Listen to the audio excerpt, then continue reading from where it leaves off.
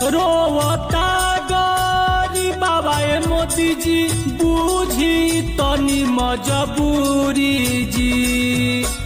रोवता गरीब बाबा मोदी जी बूझी तनी मजबूरी जी। अरे घूमी घूमी खाता निरौआ खाली झाल मुरी जी।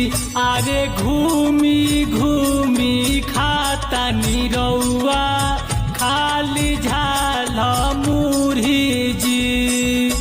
हुआ पार्टनर, काहे कपाल पकड़ के बैठे हो? का करे पार्टनर, कोलकाता तो आ गए लेकिन अब टेंशन हो रही है कि इलेक्शन कैसे जीता जाए।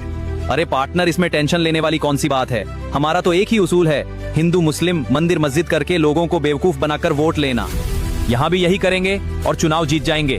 फिर उत्तर प्रदेश की तरह यहाँ भी बीफ एक्सपोर्ट, चोरी चकारी, डकैती, गुंडागर्दी करेंगे। आप लोगों ने इन वोट चोरों की बात सुन ली है। अब आप लोग डिसाइड कीजिए कि किसे वोट देना है। आपका एक डिसीजन सब कुछ बदल सकता है।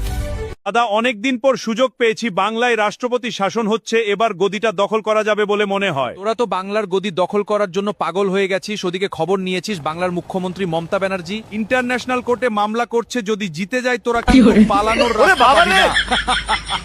আমরা তো ভোট চুরি করে জিতেছি, মমতা যদি মামলা করে আমরা কিন্তু হেরে যাব। এখান থেকে জাহান নিয়ে পালিয়ে চল।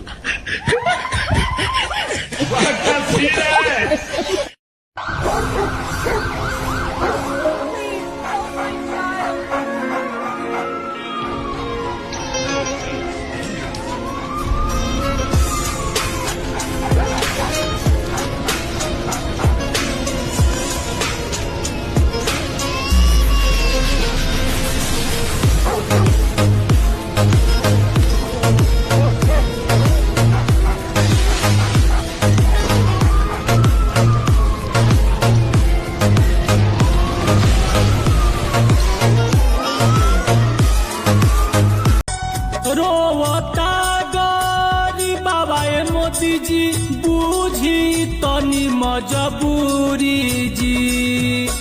रोवता गरीब बाबा मोदी जी बूझी तनी मजबूरी जी। अरे घूमी घूमी खाता निरौआ खाली झाल मुरी जी।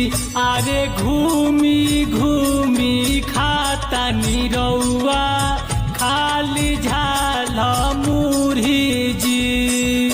हुआ पार्टनर, काहे कपाल पकड़ के बैठे हो? का करे पार्टनर, कोलकाता तो आ गए लेकिन अब टेंशन हो रही है कि इलेक्शन कैसे जीता जाए।